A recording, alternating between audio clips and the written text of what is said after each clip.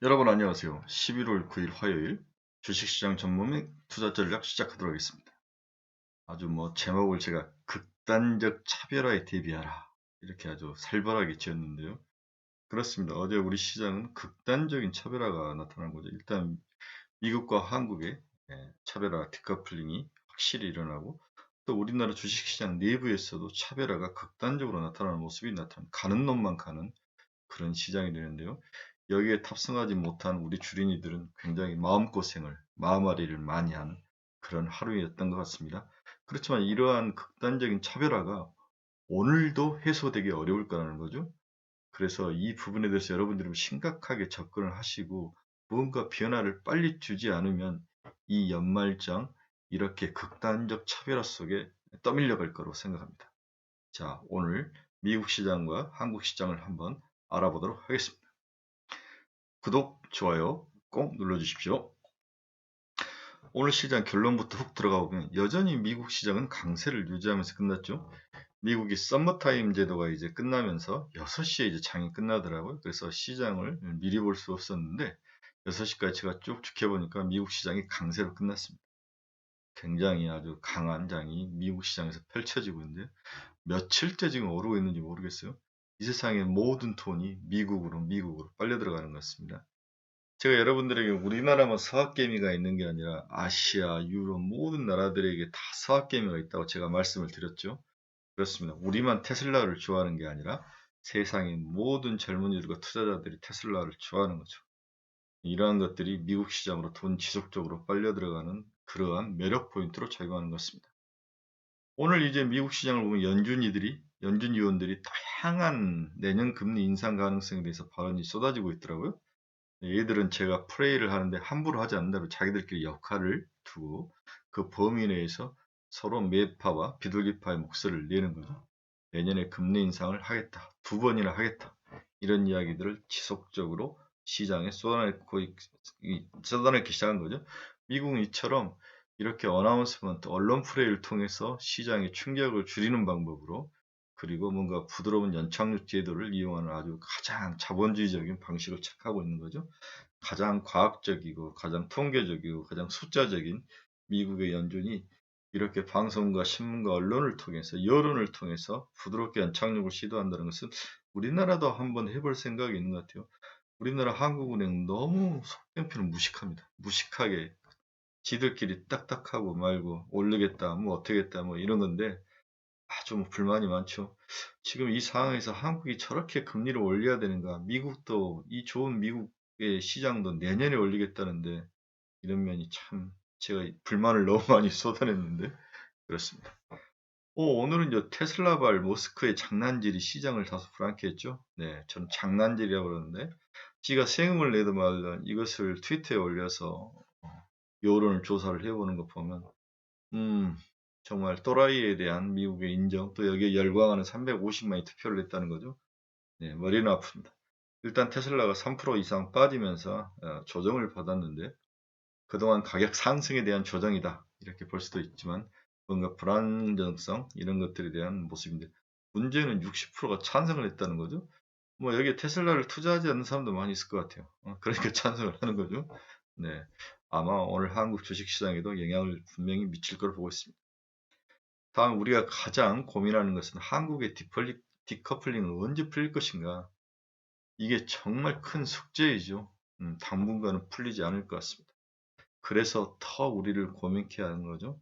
이렇게 풀리지 않으면서 가는 놈만 가는 시장.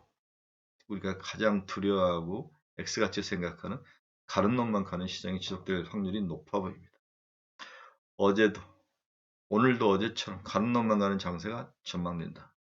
이렇게 5가지로 일단 결론을 맺고 하나하나씩 세부적으로 뜯어보도록 하겠습니다. 클라리다 연 총재가 내년 말 금리 인상 요건을 갖춰줄 것이다. 그래서 내년에 2회 이상 금리 인상이 전망된다. 2회 정도? 그렇죠. 2번 정도 금리 인상을 하겠다. 이더리움, NFT, 디파이 성장세의 사상 최고가를 경신했다. 근데 6%씩 올라오더라고요. 그렇죠? 뒤에 NFT와 디파이 잠깐 설명해 드리겠습니다. 머스크가 세금 회피를 위해서 주식 매도 가능성이 높아졌다. 일본의 소프트뱅크가 6분기 만에 적자를 기록했다. 중국의 규제 여파가 컸던 것 같아요. 네. 또 화이자가 미성인 대상으로 부스터샷 대상 인원 확대 신청을 요청했다는 거죠. 그렇죠? 그래서 화이자는 부스터샷으로 가는 것 같고, 네. 굳이 부스터샷을 맞을 필요가 있나, 뭐 이런 생각도 있는데, 제가 이제부터는 화이자의 마케팅 전략인 것 같아요. 제가 봐선 어떤 의학적 지식보다는 마케팅 전략인 것 같은데, 일단은 만약에 지속적으로 올 겨울에 코로나가 잡히지 않고 우리나라도 이 코로나 열어놨는데, 다 세계적으로 다 이제 이 코로나로 열어놨는데 이게 만약에 잡히지 않고 문제가 큰다면 부스터샷 이야기가 또 나올 겁니다.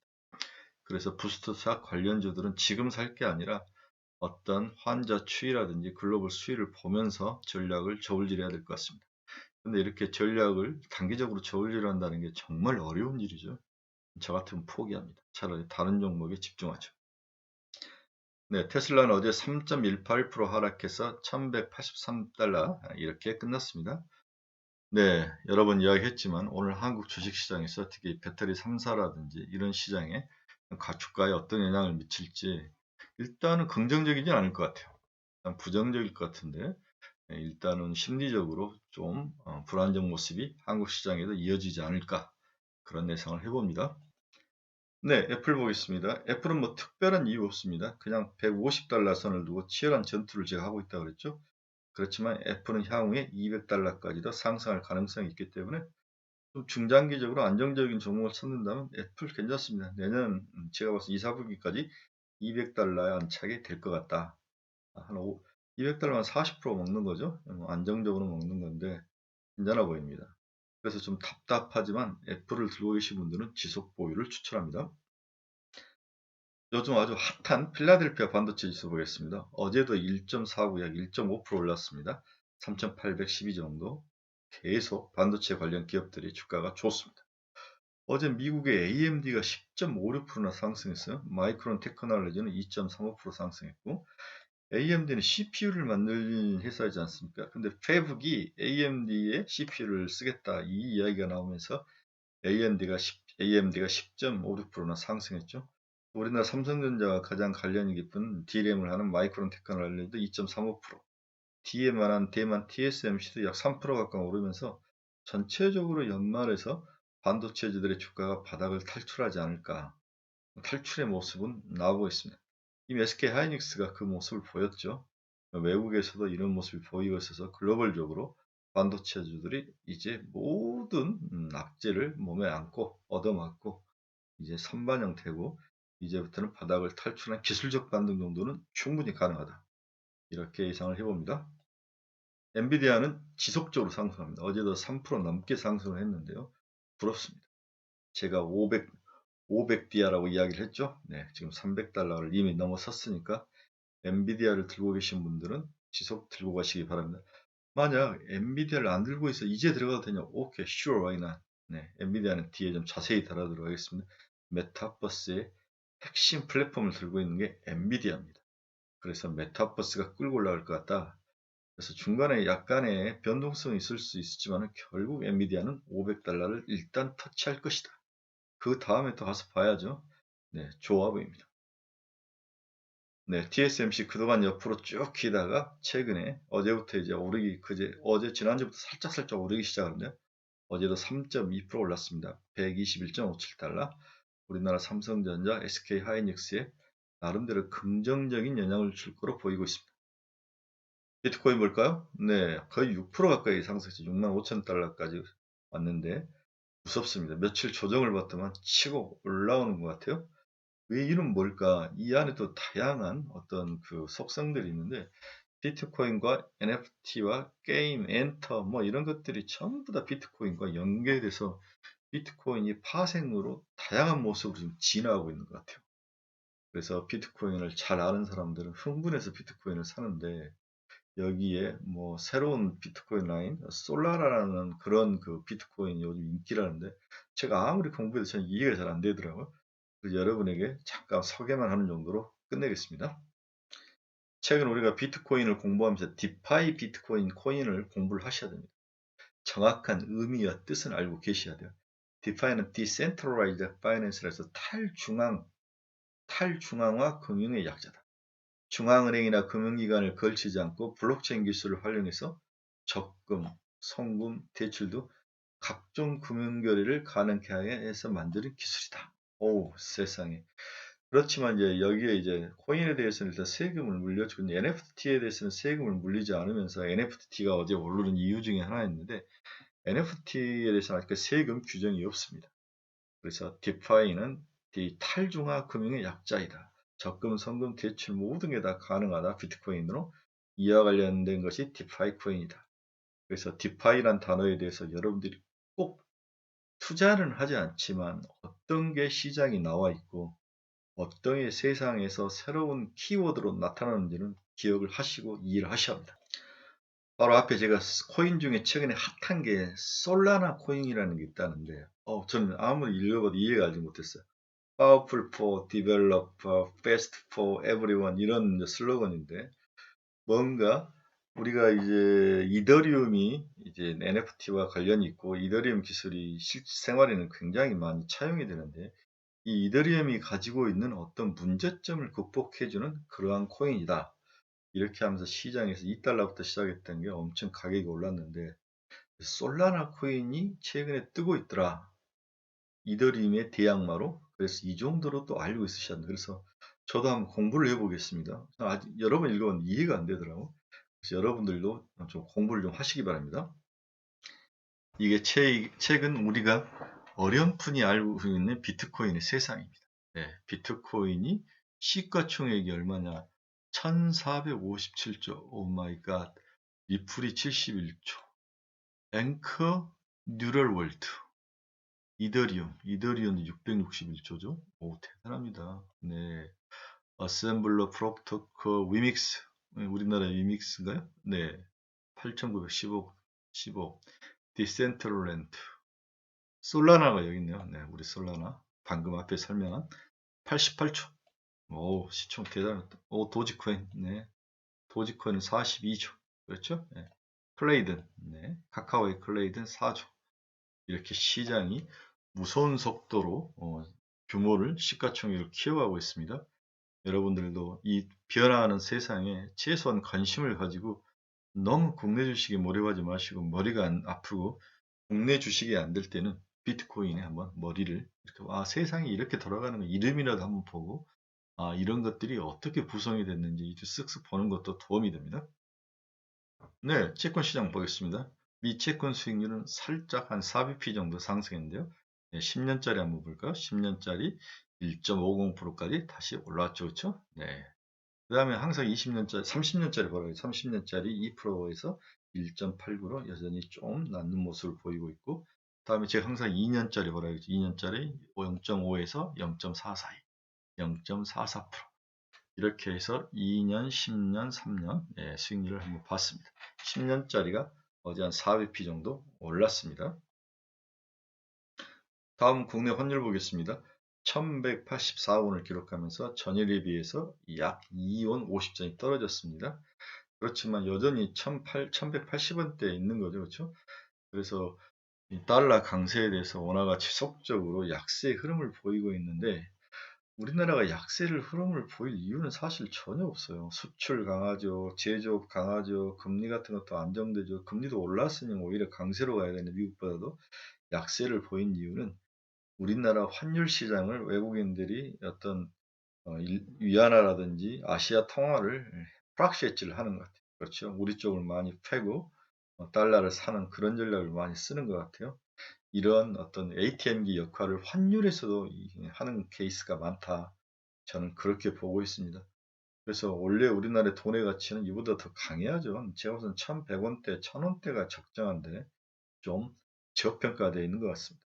따라서 환율의 움직임이 1200원까지 찍을 거냐 아니면 그 밑에서 지속적으로 왔다 갔다 할 거냐 이런 모습인데 저는 박스권에 갇힐 거로 보고 있습니다.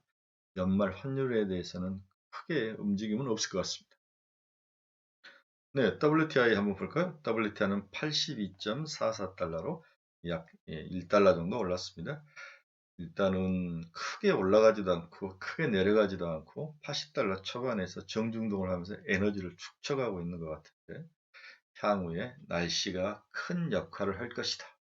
그다음 오페 플러스의 발언 한마디, 그다음에 뭐 푸틴의 뭐 석유, 그다음 가스 관련 발언 한마디 이런 것들에서 영향을 많이 받을 것 같은데 일단은 뭐 WTI 가격은 선반영된 게 굉장히 크죠. 여기에 이제 투기적 선물 순매수했던 것들이 연말을 앞두고 다 이익 실현해서 꺾을 확률이 높아 보인다. 이런 면에서 WTI는 그렇게까지 크게 올라가지는 않을 것이다. 날씨가 너무 추워서 다 얼어 죽지 않을 정도만 아니라면 그런 면에서 안정적인 확률, 옆으로 움직이는 확률이 높아 보인다. 이렇게 이해를 하셔야 될 것 같습니다. 미국 52주 신고가 나는 종목들 다시 한번 살펴보겠습니다. 엑슨모빌, 쉐브론, 대반에너지, 마라톤오일 주로 오일 관련 주들이 신고가를 지금 기록하고 있습니다. 네, 이것도 좀 의외죠. 우리나라는 정유 이런 회사들이 주식이 크게 영향을 받지 못하는데 미국은 이러한 정유 관련 글로벌 기업들이 52주 신고가를 치고 올라옵니다. 또 여기서 굉장히 눈에 들어온 건 포드였습니다. 포드가 드디어 20달러를 넘어섰죠. 예, 신고가를 넘고 올라왔습니다. 아마 20년 만에 20달러를 넘었다 이런 이야기인데 그렇죠. 예, 옛날에 이제 리만 브라더스 이때 아주 박살난 이후에 20달러를 넘어본 적이 없는데 20달러를 넘어서 올라옵니다. 자동차를 이제 의욕적으로 전략을 잘 짜는 거죠. 포드는 뭐 픽업 트럭이 최고인데 여기에 전기차도 빠르게 움직이고 이런 면들이 포드를 새롭게 변화시키는 것. 또 좋은 사장이 CEO가 있고요. 네, 우리 버크셔 해서웨이도 신고가를 경신하고 있습니다. 또 알파벳도 신고가를 경신하고 있고요. 브로드컴도 신고가를 경신하고 있습니다. 그래서 최근에 여러 가지 기업들이 근데 이 기업들을 보면 전부 글로벌적으로 강력한 레putation 파워를 가지고 있는 기업들이라는 거죠. 그렇죠? 여러분? 네. 그래서 우리나라도 이 마케팅 능력과 이런 파워 있는 기업들이 신고가를 낼 확률이 높아 보인다는 것을 볼 수가 있는데 그래봤자 우리는 삼성전자, 하이닉스, 현대자동차 뭐 이 정도밖에 없는 거죠. 그런 면에서 가장 어떤 가시성이 높아 보이는 건 현대차와 기아차인데 며칠 오르다가 또 비실비실합니다. 네, 정말 머리 아프죠. 그런데 제가 여러분이 우리나라 자동차가 크게 가지 못한 이유 여러 가지가 있죠. 첫째는 글로벌 자동차 시장 내에서 매력이 없다는 거죠. 네, 절대 미인을 뽑는 게 아니라 상대 미인을 뽑는 거기 때문에 포드, GM 뭐 이런 것들이 더 매력이 있다면 현차, 기차는 옆에서 비껴나 있는 거죠. 하지만 그들이 핵심 코어를 산 다음에는 눈을 이제 약간 밖으로 돌리면 현차, 기차가 가장자리에 서 있는 모습이 눈에 들어올지도 모릅니다. 그때 살짝 사는 거죠. 그렇게 되면은 지금보다는 한 10에서 15% 정도 바닥을 치고 올라올 확률은 있습니다. 그런 면에서 자동차는 안정적으로 연말까지 한번 내년 1분기까지는 가지고 가봐야 될 그런 섹터 중에 하나다. 이렇게 전망을 하고 싶습니다. 금일 투자 전략 키포인트는 역시 한미 디커플링을 어떻게 볼 것인가, 이게 언제까지 이어질 것인가, 이게 가장 큰 난제죠, 난제. 원인을 보면 경제 회복력의 차이가 있다. 뭐 그럴 수 있죠. 미국이 더 회복력이 빠른 것 같은데 산업 구조의 차이다. 제조업이 강한 중국, 대만, 한국보다는 서비스업이 이제 사람들이 나가 돌아다니니까 서비스업이 강한 나라가 더 수혜가 레버리지 클 것이다. 이런 논리. 미국이 리쇼링을 강하게 지금 추진하고 있죠. 반도체부터 외국에 이제 세계적 글로벌 분업화에 맡겨놨더니 리스크가 왔을 때 자기들이 충격을 너무 많이 받는 거죠. 그래서 자국 내부의 제조업을 키우는 쪽으로 전략을 바꾼 거죠. 이런 기대감. 다음에 최근에 어제 통과된 인프라 법안 등 추가 부양책이 유일하게 지금 사용하고 있는 나라는 미국밖에 없습니다. 우리나라는 지금 돈 줄이지 않습니까? 바보 멍청이 같은 거죠. 네. 다음에 먹는 치료제가 가장 큰 수혜국가다. 먹는 치료제의 가장 큰 수혜국가다. 자기들이 백신도 제일 먼저 맞고 자기들 기술력이 있고 자기들의 기업들이니까 먹는 치료제 확보도 얘들이 제일 먼저 합니다. 그렇게 하면서 사람들에게 안정감을 주고 나가 돌아다니고 경제를 활성화시키는 그런 수혜가 미국이 제일 큰 거죠. 다음으로 G2 경쟁하다가 중국이 박살나죠. 네. 그럼 돈이 G1으로밖에 갈 수 없는 거죠. 일본 비실비실, 유럽 비실비실. 돈이 갈 데가 없는 거예요. 돈은 풀려 있고 매력 포인트는 미국에 있고 저는 이것들이 가장 큰 한미 디커플링의 원인인 것 같다. 한국은 뭐 중국 지속과의 연계성이 크다고 보는 시각이 많은데 저는 그렇게는 안 보는데 글로벌 시각은 대만, 한국은 중국과 무역이 너무 연계돼 있다. 이렇게 한 통으로 보는 것 같아요. 이런 것들을 불식을 시켜야 되는데 이런 것들이 불식이 안 되면서 한국에서 돈은 지속적으로 들어오지 않고 빠져나가는 것 같습니다. 오늘은 그러면 또 무슨 종목이 올라갈 거냐? 뭐 첫째는 이 코로나 중 어제 하루 반짝했는데 지속 상승할 것인가? 어제 보니까 이꼬리 달고 내려와 버렸는데 생각보다는 약한 것 같아요. 그러면 좀 걱정은 됩니다. 여전히 메타버스, 비트코인, NFT 이런 쪽으로 추가 상승이 이어질 거로 보이는데 갈 만한 곳, 또 글로벌 쪽에서 현재 브라이트하고 사람들이 매력을 갖는 곳 이 분야밖에 없는 거죠. 네, 그래서 지속적으로 연말까지 갈 것이다. 이렇게 생각을 합니다. 지금이라도 쫓아가야 하느냐? 이제는 늦으신 것 같아요. 이제는 좀 늦으신 것 같아요. 지금 쫓아가면은 그렇게까지, 네. 대신 목표 가격을 한 20%를 줬고, 작게 본다면 쫓아갈 만만 하는데, 조정을 받으신다면 쫓아가는 것은 좋아 보입니다. 미국 인프라 부반 통과 수혜주들이 또 오늘 좀 올라가게 보이고, 어제 미국 보니까 또 마리아나서가 또 수혜주로 올라가더라고. 뭐 이런 저는 전혀 관심이 없으니까. 다음에 앞에도 이야기했지만 AMD 등 반도체 관련 주식들이 반격을 하고 있는데 우리나라도 이러한 영향이 좀 있지 않을까. 바닥에서 살짝 꿈틀거리는. 그래서 메타버스, 비트코인, NFT 관련된 주식들, 게임주 같은 애들, 그 다음에 미국 인프라 통과 수혜주, 그다음에 이 코로나 중에서 좀 강한 애들, 그 다음에 반도체 살짝 꿈틀, 이 정도 예측을 해봅니다. 네, 마지막 꼭지로 우리가 메타버스를 보는 새로운 시각들에 대해서 잠깐 언급하고 오늘 브리핑을 마칠 생각인데 제가 엔비디아를 너무 좋아한다 그랬죠. 네, 저는 엔비디아를 공부를 많이 좀 해봤는데 거기서 엔비디아가 메타버스의 핵심 회사라는 거죠. 네, 그것을 잠깐 여러분들에게 이야기하고 오늘 브리핑을 마치겠습니다. 소프트웨어와 함께 하드웨어 분야도 성장하기 시작했다. 메타버스 분야에서. 국내 IT 하드웨어에서는 반도체보다는 디스플레이가 메타버스에 더 가깝게 있는 것으로 보인다는 의견이 많이 나오죠. 반도체 기업의 경우 웨어러블 기기에 들어갈 반도체, 즉 AP를 직접 생산하지 않고 위탁 생산을 다 하고 있는데 업계 1인 TSMC와 경쟁도 녹록지 않기 때문에 이 하드웨어와 그 메타버스 하드웨어 관련 우리나라 수혜주들은 그렇게 많지 않을 것이다. 반면 디스플레이 관련 업체는 MR 헤드셋에 직접 들어가는 OLED와 LCD를 공급하고 있고 차세대 기술인 LCOS, 네, LCD 온 실리콘, 올레도스, 올레드 온 실리콘 개발 및 제작을 주도할 가능성이 우리나라는 있다. 그죠? 여기서 LCOS라는 단어하고 올레도스라는 단어를 여러분이 꼭 기억해야 됩니다. 뒤에 잠깐 설명해 드릴게요. 아직은 대기업의 일부 선행 연구 단계이지만 OLED와 LCD는 에어러블 기기의 해상도를 늘리는 데 한계가 있는 반면 올레도스나 엘코스, 제가 기억하는 단어였죠. 올레도스나 엘코스를 사용해야 한다는 것이 현재 트렌드라는 거죠. 여기에 관련된 기업들이 뜨지 않을까. 그래서 여러분들은 올레도스와 엘코스, 특히 엘코스가 어떤 기술인지에 대해서 이해도가 반드시 필요하죠. 엘코스란 뭔가? 엘코스는 LCD에 실리콘 기판을 사용하는 거죠. 네, 유리 기판을 사용하지 않고 기판 대신 TFT 소자를 기판 유리 대신 실리콘 웨이프에 형성한 디스플레이라는 뜻인데 엘코스는 리퀴드, 크리스탈, 언실리콘 LCD와 달리 TFT 소자를 기판 유리 대신 실리콘 웨이퍼에 형성한 디스플레이다. 굉장히 어려운 글이죠.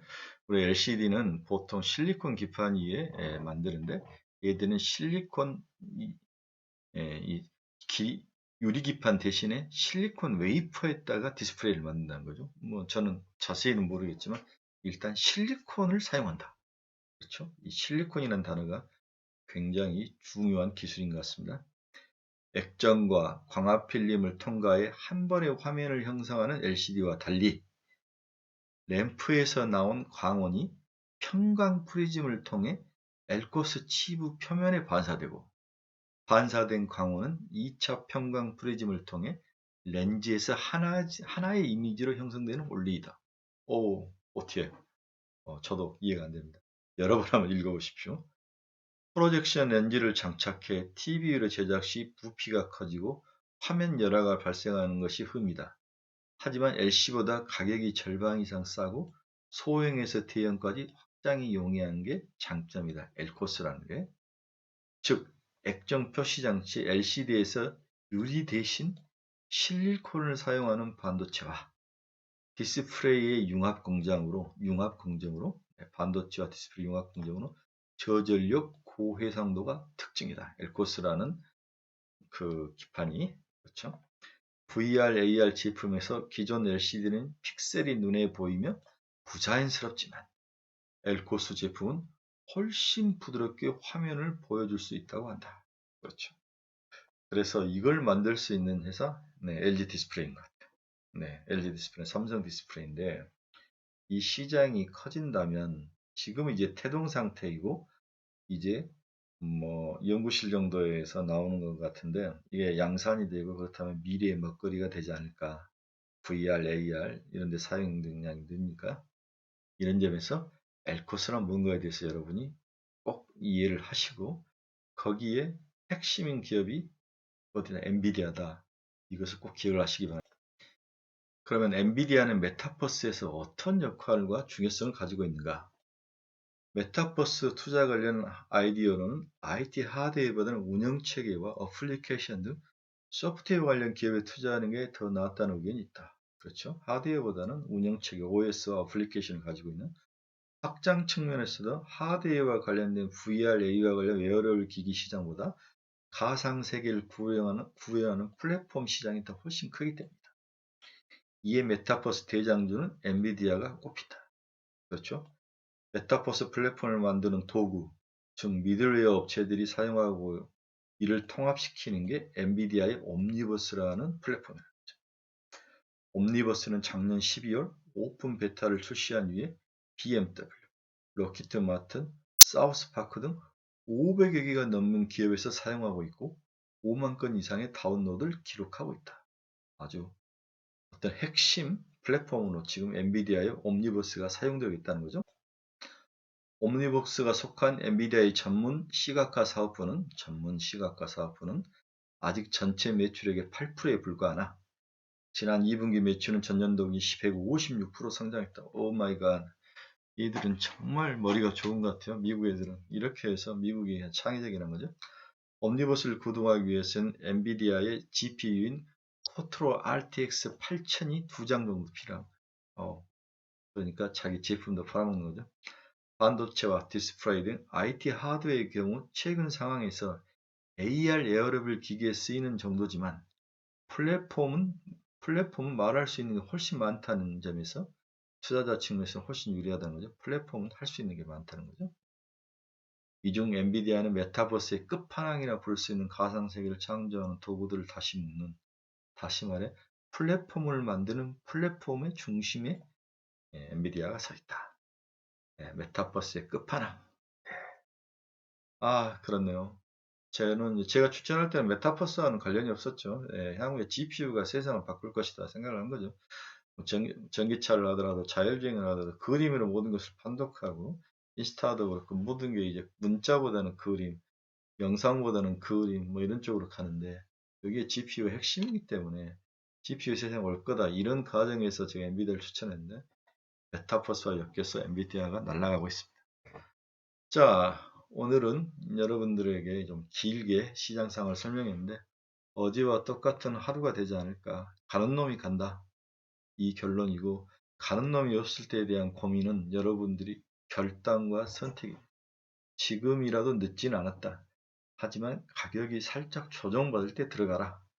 이게 결론일 것 같습니다.